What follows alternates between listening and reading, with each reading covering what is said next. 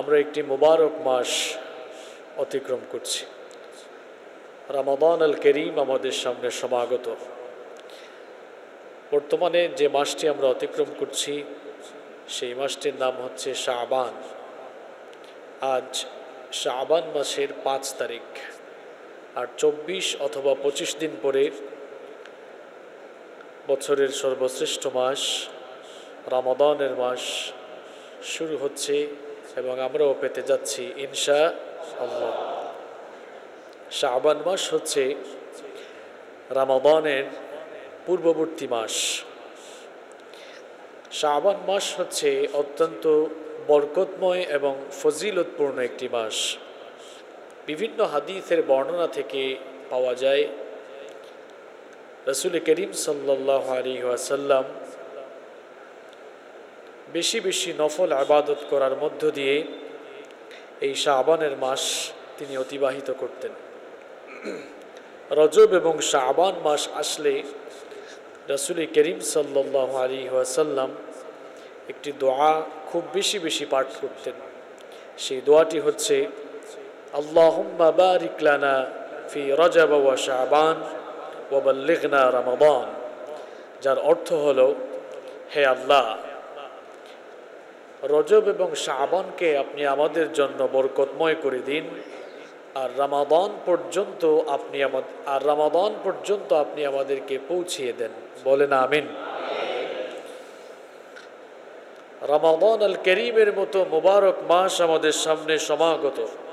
আমরাও দোয়া করছি আল্লাহ তাআলা যেন আমাদের সকলকে রমাদান পর্যন্ত পৌঁছিয়ে দেন। আমরা বলি আমিন।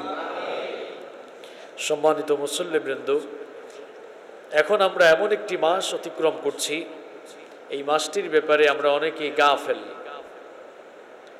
এই মাসটির ফজিলত না জানার কারণে এই মাসটির ব্যাপারে আমরা অনেকেই উদাসীন। অথচ রাসূল করিম সাল্লাল্লাহু আলাইহি ওয়াসাল্লাম এই মাসটিকে কত গুরুত্ব দিয়েছেন এবং এই মাসে তিনি কত আমল করেছেন, আমরা যদি হাদিসগুলোর দিকে তাকাই তাহলে সেটি বুঝতে পারব।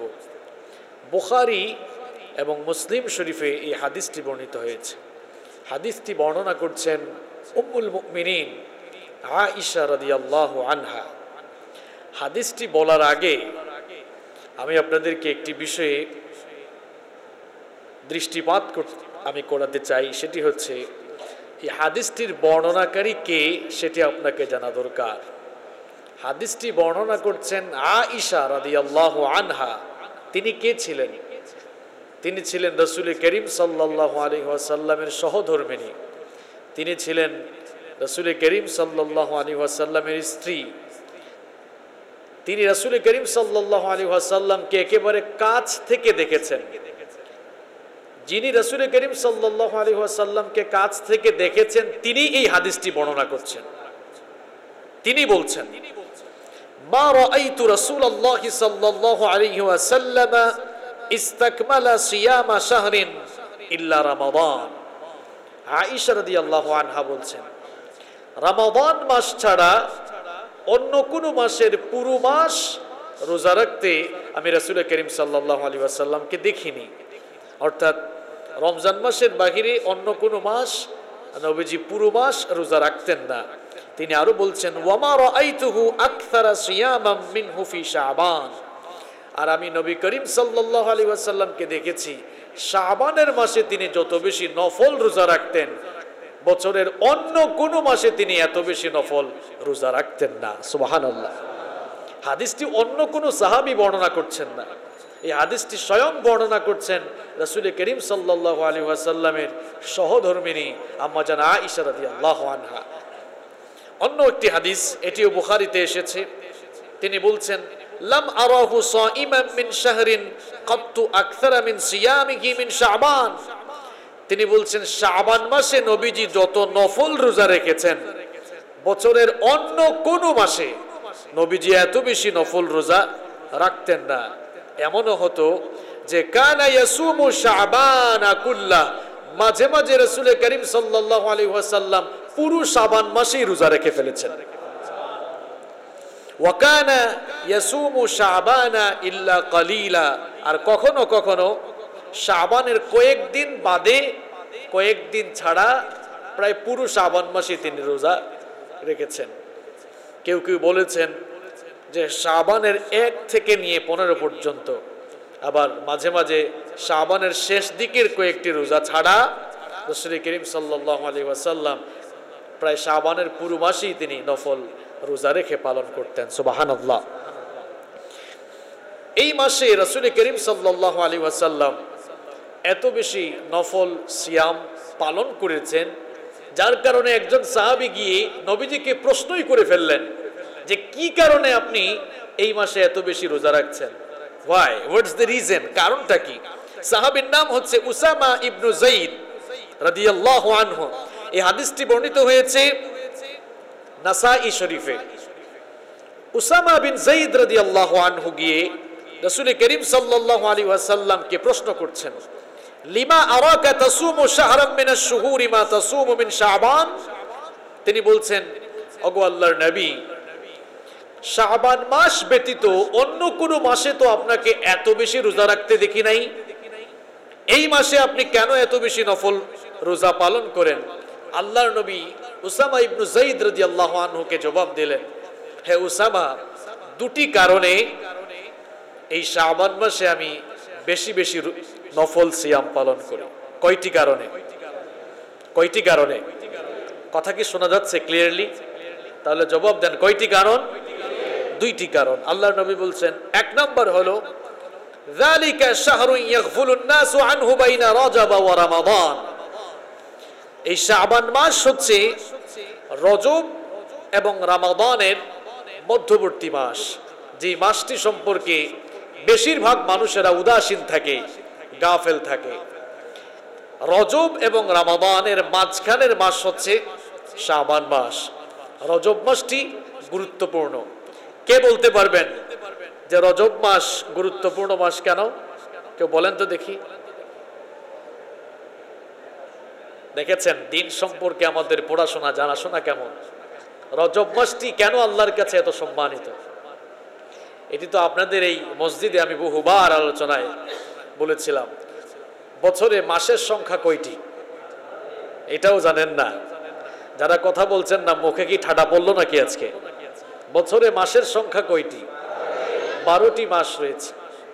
এই 12টি মাসের মধ্যে মিনহা আরবাআতুন হুরুম, আল্লাহ তাআলা বলছেন 4টি মাসকে আমি স্পেশালি সম্মানিত করেছি। সুবহানাল্লাহ। যে মাসগুলোতে যুদ্ধ বিগ্রহ হারাম ঘোষণা করা হয়েছে, এই 4টি মাসের মধ্যে একটি মাস হচ্ছে রজব মাস। এজন্য রজব মাসটি অত্যন্ত গুরুত্বপূর্ণ। তো রাসূল করিম সাল্লাল্লাহু আলাইহি ওয়াসাল্লামকে উসামা বিন যায়েদ রাদিয়াল্লাহু আনহু প্রশ্ন করছেন যে শাবান মাসে কেন আপনি এত বেশি রোজা রাখেন? আল্লাহর নবী জবাব দিচ্ছেন, যালিকা শাহরুন ইয়াগফুলুন নাসু আনহু বাইনা রজব ওয়া রমাদান। শাবান মাস হচ্ছে রজব এবং রমাদানের মধ্যবর্তী মাস, যে মাসটির ব্যাপারে বেশিরভাগ মানুষ উদাসীন, গাফেল। এই মাসটাকে মানুষ গাফলতি করে কাটায়। এর আগের মাসটি গুরুত্বপূর্ণ কারণ এটি হারাম মাস। আবার শাবানের পরবর্তী মাস, শাবানের পরবর্তী মাসের নাম কি? রমাদানের মাস। এই মাসটি হচ্ছে সাইয়্যিদুশ শুহুর, সারা বছরের সকল মাস সমূহের মধ্যে সবচাইতে শ্রেষ্ঠ মাস। সুবহানাল্লাহ। রমজান মাসকেও মানুষ গুরুত্ব দেয় যেহেতু এটি সারা বছরের শ্রেষ্ঠ মাস। আবার শাবানের আগের মাস হচ্ছে রজব, এই মাসটি হচ্ছে হারাম সম্মানিত মাস। এই জন্য 2 মাসকেই মানুষ গুরুত্ব দেয়, কিন্তু মাঝখানের যে মাস শাবান মাস সম্পর্কে মানুষ গাফেল। আপনারাও গাফেল। এই জন্য জবাবগুলো ঠিকঠাক মতো দিতে পারছেন। আল্লাহর নবী বলছেন গাফেল। তো যখন সকল মানুষ গাফলতির মধ্যে থাকে, তখন আমি রোজা রেখে আল্লাহ তাআলার প্রিয় ভাজন হওয়ার চেষ্টা করি। সুবহানাল্লাহ। এটাই হচ্ছে রাসূলুল্লাহর সুন্নাহ। শুধু এটা রাসূলের সুন্নাহ নয়, এটা ইসলামেরও সুন্নাহ। কিরকম? একটা এক্সাম্পল দেই। শেষ রাতে যখন মানুষেরা ঘুমায়, গভীর ঘুমে নিমগ্ন থাকে, আপনি যদি আরামের ঘুমকে হারাম করে তখন ঘুম থেকে উঠে তাহাজ্জুদের নামাজ আদায় করতে পারেন, আল্লাহ তাআলা কি আপনার উপরে খুশি হবেন না? ওই সময়ে মানুষ থাকে ঘুমে, আর আপনি ঘুম বাদ দিয়ে আল্লাহকে সাজদা দিলে যেমন আল্লাহর প্রিয় হওয়া যায়, ঠিক তেমনি ভাবে শাবানের মাসে, যেই মাসে মানুষ উদাসীন থাকে, গাফেল থাকে, এই মাসে বেশি বেশি নফল রোজা, নফল ইবাদত পালন করলেও আল্লাহর প্রিয় ভাজন হওয়া যায়। সুবহানাল্লাহ। উসামা বিন যায়েদের প্রশ্ন উত্তরে আল্লাহর নবী কয়টি কারণ বলছেন? দুইটি। এক নম্বর হচ্ছে এই মাসে মানুষ কি থাকে, আর দুই নম্বর কারণ, এই কারণটি হলো সবচেয়ে বেশি গুরুত্বপূর্ণ। আল্লাহর নবী বলছেন দুই নম্বর কারণ হলো ওয়া হুয়া শাহরুন তুরফাউ ফীহিল আমালু ইলা রাব্বিল আলামিন। এই শাবান মাস হচ্ছে সেই মাস যেই মাসে প্রত্যেক মানুষের বার্ষিক আমলের রিপোর্ট আল্লাহর সামনে পেশ করা হয়। ফাউহিব্বু আইয়ুরফা আমালি ওয়া আনা সাইম। আমি পছন্দ করি, আমি ভালোবাসি আমার আমলনামা যেন আল্লাহর সামনে এমন অবস্থায় পেশ করা হয় যখন আমি রোজাদার ছিলাম। সুবহানাল্লাহ। এখানে একটি কথা আপনাদেরকে বলে রাখি, মানুষের আমলনামা আল্লাহর কাছে তিনটি পদ্ধতিতে বা তিনটি সময়ে পেশ করা হয়। আপনারা অনেকে বিভিন্ন কোম্পানিতে চাকরি করেন, বিভিন্ন সরকারি বেসরকারি অফিসে জব করেন, দেখবেন ঊর্ধ্বতন কর্মকর্তাদেরকে রিপোর্ট অনেকভাবে দেওয়া হয়। বার্ষিক রিপোর্ট দেওয়া হয়, ষান্মাসিক রিপোর্ট দেওয়া হয়, দৈনিক রিপোর্টও অনেক জায়গায় দেওয়া লাগে, সাপ্তাহিক রিপোর্টও অনেক জায়গায় দেওয়া লাগে। আমার আপনার আমলনামা আল্লাহ তাআলার কাছে ফেরেশতারা তিনটি পদ্ধতিতে বা তিনটি সময়ে আল্লাহর সামনে নিয়ে পেশ করে। কয়টি পদ্ধতিতে? তিনটি। এক নাম্বার হলো প্রত্যেক দিন আমাদের আমলনামা ফেরেশতারা আল্লাহর সামনে পেশ করে। হাদিসের মধ্যে এসেছে প্রত্যেক দিন সকালবেলা, রাতের আমলনামা ফেরেশতারা আল্লাহর কাছে পেশ করে, আর প্রত্যেক দিন সন্ধ্যাবেলা সারা দিনের আমলনামা ফেরেশতারা আল্লাহর সামনে পেশ করে। তাহলে আমাদের দৈনিক রিপোর্ট ফেরেশতারা আল্লাহর কাছে পেশ করছে। দুই নাম্বার হচ্ছে সাপ্তাহিক আমলের রিপোর্ট। হাদিসের মধ্যে এসেছে প্রত্যেক সপ্তাহে 2 দিন মানুষের আমলনামা ফেরেশতারা আল্লাহর সামনে পেশ করে, সোমবার এবং বৃহস্পতিবার। এই জন্য রাসূল করিম সাল্লাল্লাহু আলাইহি ওয়াসাল্লাম ওই 2 দিনও রোজা রাখতেন, কারণ ওই 2 দিন ফেরেশতারা আল্লাহর সামনে মানুষের আমলনামা পেশ করে। সুবহানাল্লাহ। কয়টা হইল? 2টা। এক নাম্বার দৈনিক, 2 নাম্বার সাপ্তাহিক। আর 3 নাম্বার কারণ এই হাদিসে বর্ণিত হয়েছে। আল্লাহর নবী উসামা বিন যায়েদ রাদিয়াল্লাহু আনহুকে বলছেন, ওসামা শোনো, এই মাসে আমি বেশি বেশি নফল রোজা এই জন্য রাখি কারণ এই মাসে মানুষের বার্ষিক আমলের রিপোর্ট আল্লাহর কাছে তুলে ধরা হয়। আমি এই জন্য বেশি বেশি রোজা রাখি যে আমার আমলের খাতা যখন ফেরেশতারা আল্লাহর সামনে পেশ করবে, আল্লাহ যেন দেখেন যে যখনই আমলনামা পেশ করা হচ্ছে তখনও আমি রোজাদার ছিলাম। সুবহানাল্লাহ। আপনি একটি কোম্পানিতে চাকরি করেন অথবা আপনি যে কোনো প্রতিষ্ঠানে চাকরি করেন, আপনার বস, আপনার সিনিয়র কিংবা আপনার ঊর্ধ্বতন কেউ পর্যবেক্ষণের জন্য, অডিট করার জন্য আসলো, এসে দেখলো আপনি সব সময় কাজ করেন, কিন্তু যখন আসছে এসে দেখলো আপনি অনর্থক কাজে লিপ্ত। বলেন আপনার বস কিংবা আপনার ঊর্ধ্বতন কর্মকর্তা আপনার উপর তখন খুশি হবে না বেজার হবে? কারণ এসেই পাইছে আপনাকে, আপনি মূল কাজে নাই, আপনি ফালতু কাজে ব্যস্ত। আর এসে যদি পায় আপনি ঠিকঠাক মতো কাজ করছেন, আপনার উপরে খুশি হবে না অখুশি হবে? খুশি হবে।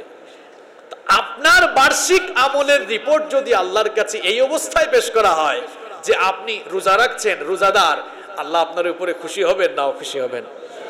আর রোজা তো সেই ইবাদত, আল্লাহ তাআলা নিজে বলছেন আস-সাওমু লি, রোজা হচ্ছে আমার জন্য, ওয়া আনা আজজি বিহ, রোজাদারদেরকে আমি আল্লাহ আমার নিজের হাত দিয়ে পুরস্কার দেব।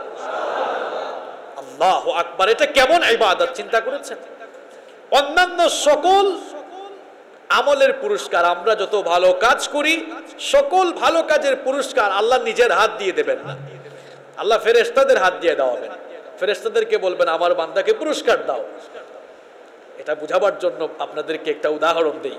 মনে করুন এখানে একটি অনুষ্ঠান চলছে, অনেক অতিথিবৃন্দ আছেন, তো উপস্থাপক যে থাকে একজনের হাত দিয়া সব পুরস্কার দেওয়ায় না, বিশেষ অতিথি যারা থাকে তাদের হাত দিয়েও দেওয়ায়, প্রধান অতিথির হাত দিয়েও দেওয়ায়। দেখবেন একটা প্রতিযোগিতায় 1, 2, 3 হলে 2 এবং 3 যারা হয় তাদের পুরস্কার বিশেষ অতিথি যারা তাদেরকে দিয়ে দেওয়ানো হয়, কিন্তু 1 নাম্বার পুরস্কারটা কে দেয়?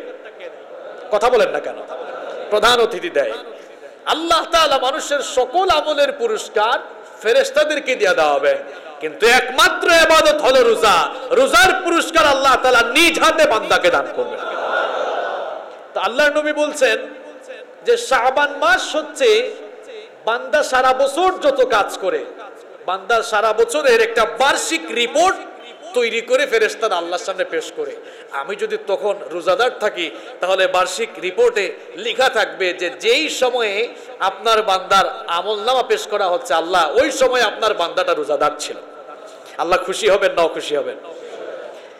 আল্লাহর নবী এই মাসে কেন বেশি বেশি নফল রোজা পালন করতেন সেটাও সেখানে উল্লেখ করে দিয়েছেন। সম্মানিত মুসল্লিবৃন্দ, যেহেতু এই হাদিসগুলোর বর্ণনা থেকে আমরা জানতে পারলাম এই শাবানের মাসটিতে রাসূল করিম সাল্লাল্লাহু আলাইহি ওয়াসাল্লাম বেশি বেশি নফল রোজা পালন করেছেন, সুতরাং এই মাসটিকে আমাদেরও বেশি বেশি গুরুত্ব দেওয়ার দরকার আছে না নাই? কথা বলেন। যেহেতু রমাদানের মাস আমাদের সামনে সমাগত, রমাদান আল করিমের পূর্ণ প্রস্তুতি নেওয়ার জন্য এবং শাবানের বারাকা হাসিল করার জন্য এই শাবান মাসের 7টি গুরুত্বপূর্ণ আমল আমি আপনাদের সামনে তুলে ধরতে চাই। শাবান মাসে এই 7টি আমল যদি আমরা করতে পারি, তাহলে ইনশাআল্লাহুল আজিজ আমরা এই মাসের বারাকা লাভ করতে ধন্য হব ইনশাআল্লাহ। এই 7টি আমল মুখস্থ করে যান।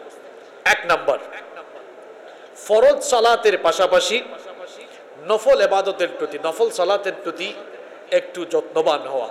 কারণ রমাদান মাস আসতেছে, আমরা কিয়ামুল লাইল, তারপরে তারাবিহের নামাজ আদায় করব। এটা লম্বা সময় রাতের বেলা সালাত আদায় করতে হয়। মূলত শাবানের মাস হচ্ছে প্রস্তুতির মাস। ফুটবল খেলোয়াড়রা মাঠে ফুটবল খেলার আগে ওই মাঠে নেমে কয়েকবার তারা প্র্যাকটিস করে। প্র্যাকটিস করলে ম্যাচ ভালো হয়, ভালো খেলতে পারে। ঠিক তেমনি ভাবে শাবান মাস হচ্ছে প্র্যাকটিসের মাস।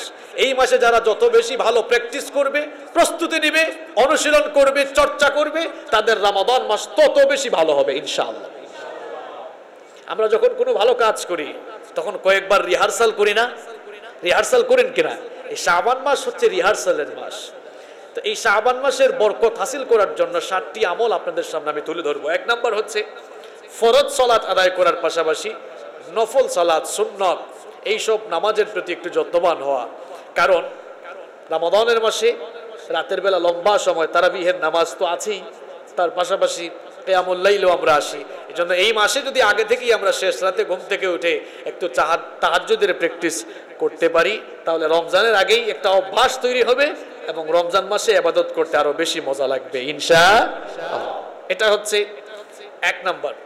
2 নাম্বার হচ্ছে এই মাসে যার যতটুকু সাধ্য আছে, যে যেভাবে পারেন ততটুকু নফল রোজা রাখার চেষ্টা করেন। কারণ আমি বেশ কয়েকটি হাদিস আপনাদের সামনে তুলে ধরেছি।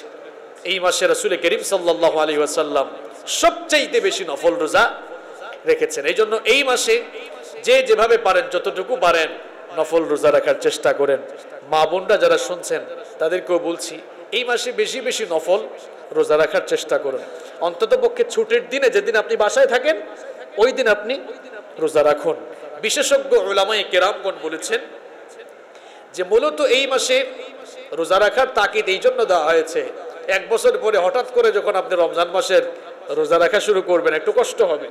আগে থেকেই যদি আপনি এই মাসে কিছু প্র্যাকটিস শুরু করে দেন, একদিকে আল্লাহ রাসূলের সুন্নাহও ফলো হলো, সওয়াবও পেলেন, আবার অপর দিকে রোজা রাখার একটা অভ্যাসও তৈরি হয়ে যাবে ইনশাআল্লাহ। এটা হচ্ছে 2 নাম্বার আমল। 3 নাম্বার হচ্ছে রমজান মাসে আপনারা অনেকে যাকাত দিয়ে থাকেন। যদি পারেন এই মাসে যাকাতটা দিয়ে দেন, বেশি ভালো হবে। আপনি বলবেন, হুজুর এই মাসে যাকাত দিয়ে দিব কেন? এটি রাসূল করিম সাল্লাল্লাহু আলাইহি ওয়াসাল্লামের অসংখ্য সাহাবী এবং তাবেঈদের আমল ছিল। তারা এই মাসে, শাবান মাসে যাকাত দিয়ে ফেলতেন। এই মাসে যাকাত দেওয়ার কিন্তু একটা উদ্দেশ্য আছে। উদ্দেশ্যটা কি বলবো? এটা আমল করার চেষ্টা করুন, শুধু শুনে গেলে হবে না। উদ্দেশ্য হলো যাকাতের হকদার যে মানুষগুলো রয়েছে, যাকাত তো 8 শ্রেণীর মানুষকে দেয়া যায়, তার মধ্যে গরিব দুঃখী অসহায়রাও আছে।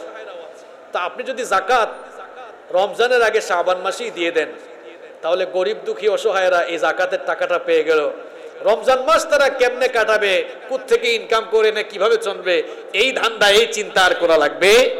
তারাও নিশ্চিন্তে নির্দ্বিধায় রমজান মাসে ইবাদত বন্দেগী করে রমজান মাসটা ভালো করে কাজে লাগাতে পারবে। আপনারা তো অনেকে যাকাত দেন গিয়ে ঈদের আগ মুহূর্তে, বেচারা রিক্সাওয়ালা গরিব অসহায় মানুষ চিন্তা করে রমজান মাসে কেমনে খাবো, কেমনে চলবো, কিভাবে রোজা রাখবো, চিন্তা করতে করতেই শেষ। তা আমরা যদি সবাই রমজানের আগের মাসে শাবান মাসে যাকাত দিয়ে ফেলতে পারি, তাহলে গরিব দুঃখীরা রমজান মাসটি খুব ভালো করে ইবাদত বন্দেগীতে তারা কাটাতে পারবে। এটি রাসূল করিম সাল্লাল্লাহু আলাইহি ওয়াসাল্লামের অনেক সাহাবীদের আমল ছিল। আসুন এই আমলটি আমরা করি, আল্লাহ আমাদেরকে তৌফিক দান করেন।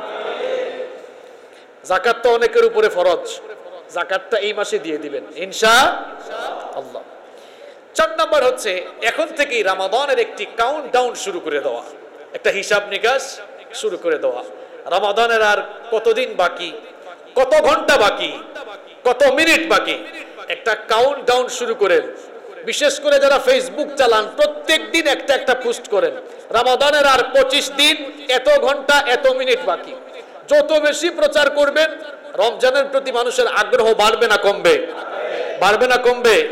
আজ থেকে শুরু করেন, যুবকরা শুরু করো, স্টুডেন্টরা শুরু করো। তোমরা ফেসবুকে প্রত্যেক দিন একটা পোস্ট করবা, সকালবেলা ঘুম থেকে উঠেই ফেসবুকে একটা পোস্ট দিয়ে দিবা যে রমজানের আর মাত্র 24 দিন, এত ঘন্টা এত মিনিট এত সেকেন্ড বাকি। কষ্ট করা লাগবে না, একই পোস্ট প্রত্যেক দিন শুধু কি করবা, এডিট করবা। দিনের জায়গায় মনে করো আজকে দিলা 24 দিন, আগামীকাল দিবা কত 23, এডিট চলবে শুধু, এরকম পোস্ট করবা। পারবা না ইনশাআল্লাহ? তাহলে দেখবা তোমার ফ্রেন্ড লিস্টে যারা আছে সবার মধ্যে রমজানের একটা আগমনী বার্তা চলে যাবে ইনশাআল্লাহ।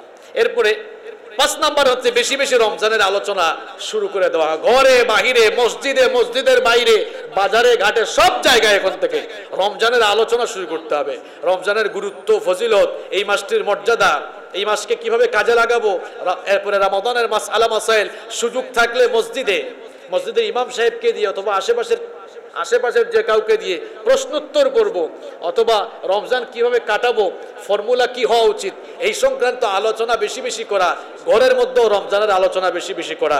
তাহলে রমাদানের প্রতি আগ্রহ, আবেগ যেমন বাড়বে, রমাদান মাসটা আমাদের তত বেশি ভালো কাটবে ইনশাআল্লাহ। নাম্বার 6 নাম্বার হচ্ছে রমাদানকে সামনে রেখে সুন্দর একটি পরিকল্পনা গ্রহণ করা। বলা হয় the plan is half of the work. পরিকল্পনা হচ্ছে কাজের অর্ধেক। একটি সুন্দর এবং নিখুঁত পরিকল্পনার উপরে কাজের সফলতা অনেকাংশেই নির্ভর করে। আপনার পরিকল্পনা যত ভালো হবে আপনার কাজটাও তত ভালো হবে। পরিকল্পনা ছাড়া কেউ যদি বিল্ডিং ওঠানো স্টার্ট করে, দেখবেন খালি বিল্ডিং, দেয়াল ভাঙবে একবার, পিলার ভাঙবে একবার। আগে থেকেই যদি পরিকল্পনা না করে, ডিজাইন না করে, আপনার রমাদান কোনো কাজেই লাগবে না, ইফেক্টিভ হবে না। যদি আগে থেকে একটি প্ল্যান পরিকল্পনা না করেন, পরের বছরের রমাদান আপনি পাবেন কিনা আপনি নিজেও জানেন না। কারণ বিগত বছরের রমাদানে অনেকে ছিল, এই বছরের রমাদান আসার আগে তারা পৃথিবী থেকে চলে গিয়েছে। এমনও হতে পারে এই বছরের রমাদান আপনার আমার জীবনের শেষ রমাদান। আপনি আপনার অন্তরে এই ফিলিংস জাগ্রত করুন, এই অনুভূতি জাগ্রত করুন, আর মনে হয় রমজান মাস পাবো। আল্লাহ নবী কি বলেছেন? ওই ব্যক্তি ধ্বংস হয়ে যাক, ওই ব্যক্তির উপরে লানত যে ব্যক্তি রমজান মাস পেল এরপরেও গুনাহগার থেকে গেল, সে ধ্বংস হয়ে যাক। নাউযু বিল্লাহি মিন যালিক। নিজেকে ধ্বংসপ্রাপ্ত লোকদের কাতারে শামিল করাইয়া নিয়েন না।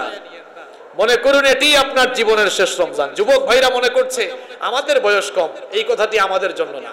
তোমার মতো কত যুবক মারা যায় তুমি দেখো না? তোমার মতো কত ছাত্র মারা যায় তুমি দেখো না?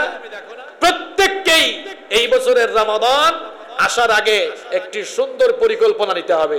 এই বছরের রমাদান আমার জীবনের শেষ রমাদান, এটি মনে করে সুন্দর একটি পরিকল্পনা গ্রহণ করুন যে এই বছরের রমাদানকে কিভাবে আপনি ইফেক্টিভ করবেন, কিভাবে আপনি এই বছরের রমাদানকে কাজে লাগাবেন। আপনি আপনার মতো সুন্দর একটি পরিকল্পনা, প্রয়োজনে সুন্দর একটি রুটিন তৈরি করুন, যে রুটিনের ভিত্তিতে আপনি রমজান মাস কাটাবেন। আল্লাহ যেন তৌফিক দান করেন, বলেন আমিন। গেল নাম্বার 6। 7 নাম্বার হলো বিগত বছরের রমাদানের রোজা যদি কারো কাজা হয়ে থাকে এই বছরের রমাদান শুরু হওয়ার আগেই সে কাজা আদায় করে ফেলতে হবে। কাজা কিংবা কাফফারা কারো যদি বাকি থাকে আদায় করে ফেলতে হয়। কারণ এক বছরের রমাদান কাজা রেখে অন্য বছরের রোজা আপনি কেমনে শুরু করবেন? বিশেষ করে মা বোনদের কাজা থাকতে পারে। মা বোনরা যারা শুনছেন, পরবর্তীতে যারা অনলাইনে শুনবেন, সবাইকে বলছি যে রমাদানের মাস শুরু হওয়ার আগেই আপনার কাজা রোজাগুলো, যেই রোজাগুলো আপনার ছুটে গিয়েছিল, যদি আদায় করে না থাকেন তাহলে সেটা আদায় করে ফেলবেন। কয়টা আমলের কথা বললাম? কয়টা আমলের কথা বললাম? মাথায় আছে না গেছে? এই 7টি আমল যদি আমরা করতে পারি তাহলে রমাদানের জন্য যেমন একটি সুন্দর প্রস্তুতি নেওয়া যাবে, পাশাপাশি শাবান মাসের বরকত হাসিল করা যাবে ইনশাআল্লাহ। আল্লাহ তাআলা এই আমলগুলো করার তৌফিক আমাদেরকে দান করুন।